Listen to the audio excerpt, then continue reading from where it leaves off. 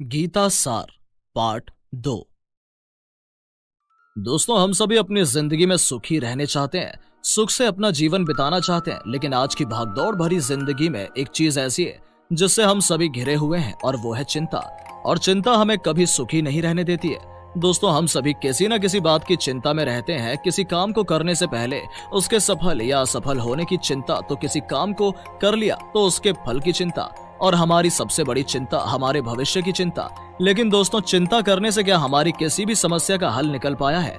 आप कहेंगे कि नहीं, तो फिर चिंता करना ही क्यों है? दोस्तों, चिंता को लेकर दुनिया के सबसे बड़े मोटिवेशनल स्पीकर भगवान श्री कृष्ण ने गीता में कहा है कि कर्म करो और फल की चिंता मत करो। दोस्तों, गीता में श्री कृष्ण ने सिर्फ अर्जुन को उपदेश नहीं दिया है, बल्कि भगवान श्री कृष्ण ने अर्जुन के माध्यम से पूरे संसार के सभी मनुष्य को ये उपदेश दिया है कि कोई भी काम फल की इच्छा रख कर मत करो। यदि फल की इच्छा रखकर किसी काम को किया जाए तो हमेशा फल की चिंता ही सताती रहेगी, और मनुष्य का चिंता मुक्त रहना सबसे जरूरी है। भगवत गीता में भगवान श्री कृष्ण ने चिंता को व्यर्थ बताया है। श्रीमद् भगवत गीता के दूसरे अध्याय के 23वें श्लोक में श्री कृष्ण ने अर्जुन से कहा है कि नैनम छिदन्ति शास्त्राणि नैनम दहति पावक है, न चैनम कलेदयन्त्यापो न शोष्यति मारुतः। युद्ध भूमि में अपनों को देखकर जब अर्जुन युद्ध करने से मना कर देते हैं और चिंता में पड़ जाते हैं और कहते हैं कि मैं अपने गुरुजनों और भाई बंधुओं को कैसे मार सकता हूँ, तब भगवान श्री कृष्ण कहते हैं कि तुम क्यों व्यर्थ की चिंता करते हो? किससे व्यर्थ डरते हो? कौन तुम्हें मार सकता है? आत्मा ना पैदा होती है ना मरती है। भगवान श्री कृष्ण ने अर्जुन के माध्यम से पूरी मानव जाति को ये उपदेश दिया है कि हमारा जन्म सिर्फ कर्म करने के लिए हुआ है, चिंता करने के लिए नहीं। क्योंकि आत्मा ना पैदा होती है और ना मरती है। जब आत्मा को कोई मार ही नहीं सकता है तो फिर चिंता किस बात की? इसलिए अर्जुन, उठो और युद्ध करो, क्योंकि सामने खड़े तुम्हारे भाई बंधुओं में से कोई मरने वाला नहीं है। ये चिंता मत करो कि वे सब तुम्हारे हाथों मारे जाएंगे। उसी प्रकार हे मनुष्य, उठो और अपने कर्म करो। किसी बात की चिंता मत करो, क्योंकि चिंता हमें हमारे कर्म को करने से रोकती है। दोस्तों, गीता के दूसरे अध्याय में 47वें श्लोक में भगवान श्री कृष्ण अर्जुन से कहते हैं कि कर्मण्येवाधिकारस्ते मा फलेषु कदाचन मा कर्म फल हेतु भूर्मा ते संगो सत्यवकर्मिणी। दोस्तों, इसका अर्थ है कि हमें हमारा कर्म करते रहना चाहिए और फल की चिंता नहीं करनी चाहिए, क्योंकि उस कर्म का क्या फल मिलेगा ये हम नहीं जानते हैं, और जो बात हम नहीं जानते हैं उसके बारे में सोचना अपना समय बर्बाद करने जैसा है। और दोस्तों, हमारा एक एक पल बहुत मूल्यवान है, हमें हमारा समय गंवाना नहीं चाहिए।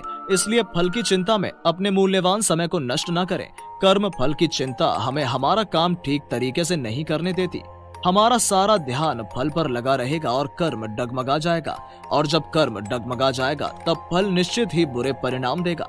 दोस्तों, गीता के उपदेश के द्वारा श्री कृष्ण ने बताया है कि हमें एक बढ़िया जीवन जीने के लिए खुद को चिंता मुक्त करना होगा, क्योंकि चिंता करने से हमें कुछ नहीं मिलेगा, बल्कि हम अपना आज भी गंवा देंगे। अगर हमें खुद को चिंता से मुक्त करना है तो श्रीमद् भगवत गीता जरूर पढ़ें। गीता में भगवान श्री कृष्ण ने कहा है कि जो बीत चुका है उसके बारे में मत सोचो, जो आने वाला है उसके बारे में भी मत सोचो, क्योंकि भविष्य में क्या होने वाला है तुम्हें नहीं पता। श्री कृष्ण कहते हैं कि वर्तमान में जीना सीखो, मतलब भूत और भविष्य की चिंता छोड़कर हमें आज में जीना चाहिए। अपने आज को सुंदर बनाना चाहिए, क्योंकि जब हमें पता ही नहीं है कि भविष्य में क्या होने वाला है तो उसके बारे में चिंता करने से कुछ हासिल नहीं होगा, बल्कि हमारा वर्तमान भी नष्ट हो जाएगा।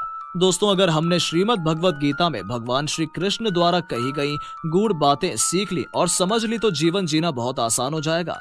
दोस्तों, गीता में कही गई एक और गुण बात हम आपको बता दे रहे हैं कि भगवान श्री कृष्ण ने अर्जुन को बताया कि परिवर्तन संसार का नियम है, और जिसने संसार के इस नियम को स्वीकार कर लिया वो कभी दुखी नहीं रहेगा, कभी चिंतित नहीं रहेगा। दोस्तों, भगवान श्री कृष्ण गीता के 9वें अध्याय के 10वें श्लोक में कहते हैं कि मयाध्यक्षेण प्रकृति सुयते सचराचरम हेतु नानेन कौन्यते जगति विपरीतर्तते। श्री कृष्ण कहते हैं कि अर्जुन, प्रकृति मेरी अध्यक्षता में पूरी जगह की रचना करती है, और यह रचना परिवर्तनशील है। इसी तरह पूरे संसार की विविध तरीके से परिवर्तन होता है।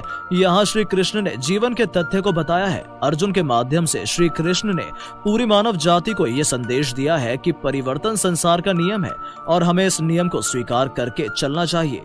मतलब साफ है कि हमारे जीवन में निरंतर बदलाव होते रहते हैं और ये बदलाव होने जरूरी है, और हमें अपने आसपास होने वाले बदलाव से घबराना नहीं चाहिए। डरना नहीं चाहिए बल्कि उस बदलाव को स्वीकार करना चाहिए, क्योंकि जब हम परिवर्तन को स्वीकार करेंगे तभी जीवन में आगे बढ़ पाएंगे।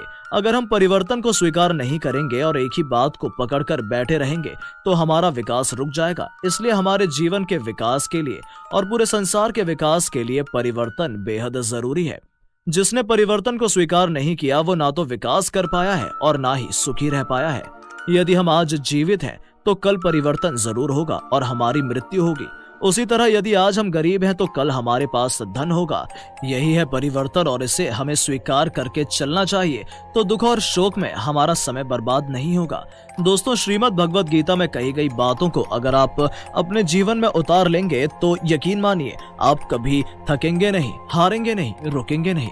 आप हार और जीत के बारे में नहीं सोचेंगे और सिर्फ अपना कर्म करते रहेंगे। श्री कृष्ण ने गीता में यही कहा है कि हर मनुष्य को अपना कर्म करते रहना चाहिए, चाहे आपको सफलता मिले या असफलता। भगवान श्री कृष्ण गीता के दूसरे अध्याय के 37वें श्लोक में अर्जुन से कहते हैं कि हतो व प्राप्स्यसि स्वर्गे जित्वा व भोक्ष्यसि महीम तस्मादुत्तिष्ठ कौन्तेय युद्धाय कृत निश्चय है। हे अर्जुन, यदि तुम युद्ध में वीर गति को प्राप्त होते हो तो तुम्हें स्वर्ग मिलेगा, और अगर तुम विजयी होते हो तो तुम्हें राजपाट का सुख मिलेगा। इसलिए हे अर्जुन, उठो और युद्ध करो। दोस्तों, आप खुद को अर्जुन मान लें, क्योंकि श्री कृष्ण ने यह बात आपके लिए ही कही है। आप सिर्फ अपना कर्म करते रहें। ये मत सोचें कि उस काम को करने के बाद आपको सफलता मिलेगी या नहीं मिलेगी। अगर आपको अपने काम में असफलता मिली तो आपको अनुभव मिलेगा, और अगर आपको सफलता मिली तो फिर आपको खुशी मिलेगी। मतलब दोनों ही स्थिति में आपको कुछ ना कुछ हासिल जरूर होगा। दोस्तों, यही है गीता का रहस्य। जो इस रहस्य को समझ गया वो अपनी जिंदगी में कभी निराश होकर नहीं बैठेगा। यहाँ भी श्री कृष्ण ने सफलता और असफलता की चिंता न करने का संदेश दिया है। गीता के दूसरे अध्याय के 62वें श्लोक में श्री कृष्ण ने कहा है कि ध्यायतो विषयानुपुंस संगतो पूज्यायते संगात संजायते कामः कामत्तो क्रोधो भिजायते। दोस्तों, हम सब अपने जीवन को सुख से जीना चाहते हैं। हम चाहते हैं कि हमारे जीवन में कभी कोई दुख या परेशानी ना आए, लेकिन इसके लिए हमें क्या करना चाहिए ये हमें श्रीमद् भगवद गीता से सीखने को मिलता है। दोस्तों, गीता में भगवान श्री कृष्ण ने बताया है कि हमें सुखी जीवन जीने के लिए क्या करना चाहिए और क्या नहीं करना चाहिए। इस श्लोक में श्री कृष्ण कहते हैं कि हमें क्रोध नहीं करना चाहिए, हमें अपने क्रोध पर काबू रखना चाहिए, क्योंकि क्रोध से भ्रम पैदा होता है और भ्रम से हमारी बुद्धि विचलित होती है। हमारी सोचने समझने की क्षमता कमजोर पड़ जाती है, जिससे हमारा काफी नुकसान होता है। क्रोध करने से हम चीजों को भूलने लगते हैं और हमारा दिमाग काम करना बंद कर देता है, और इन सब से हमारा सिर्फ नुकसान ही होता है। दोस्तों, गीता में भगवान श्री कृष्ण ने यह भी बताया है कि कौन हमारे शत्रु हैं और कौन हमारे मित्र। गीता के अनुसार क्रोध हमारा शत्रु है और हमें अपने शत्रु से दूर ही रहना चाहिए। दोस्तों, जिस तरह क्रोध हमारा शत्रु है, उसी प्रकार अगर हमने अपने मन पर नियंत्रण नहीं रखा तो हमारा मन भी हमारा शत्रु बन जाता है। गीता के तीसरे अध्याय के 42वें और 43वें श्लोक में श्री कृष्ण ने कहा है कि इंद्रियाणि परान्या हुरिंद्र भेय परम मन है मनसस्तु परा बुद्धिर्यो बुद्धेः परतस्तु सह एवं बुद्धेः परम बुद्धवा संसद्भ्यात मानमात्मना जहि शत्रु महाबाहो काम रूपम दुरासदम। श्री कृष्ण कहते हैं कि सुखी जीवन जीने के लिए हमें अपने मन को अपने नियंत्रण में करना चाहिए, अर्थात मन पर लगाम लगाना चाहिए। दोस्तों, हमारे मन की गति संसार में सबसे तेज है। मन भटककर एक पल में कहीं भी पहुंच सकता है और ऐसे में हमारे काम पर बुरा असर पड़ता है। हम हमारे लक्ष्य से भटक सकते हैं। इस स्थिति में हमारा मन ही हमारा शत्रु बन जाता है। यदि हमने अपने मन पर काबू कर लिया तो हमें हमारे लक्ष्य से कोई नहीं भटका सकता है। इसलिए हमें अपनी बुद्धि का इस्तेमाल करते हुए अपने मन को कंट्रोल में रखना चाहिए, नहीं तो बेकाबू मन को हमारा दुश्मन बनने से कोई नहीं रोक सकता है। दोस्तों, हमें जीवन जीने की सही कला सिखाता है श्रीमद् भगवद गीता। हमें सही रास्ता दिखाता है श्रीमद् भगवद गीता। दोस्तों, श्रीमद् भगवद गीता को अच्छे से समझना है तो खुद को अर्जुन समझिए और अपने जीवन को रणभूमि, तभी आप गीता के सार को समझ पाएंगे। गीता में भगवान श्री कृष्ण द्वारा कही गई एक एक बात हमारे जीवन के लिए सार्थक है और हमें जीवन जीने का सही तरीका सिखाती है।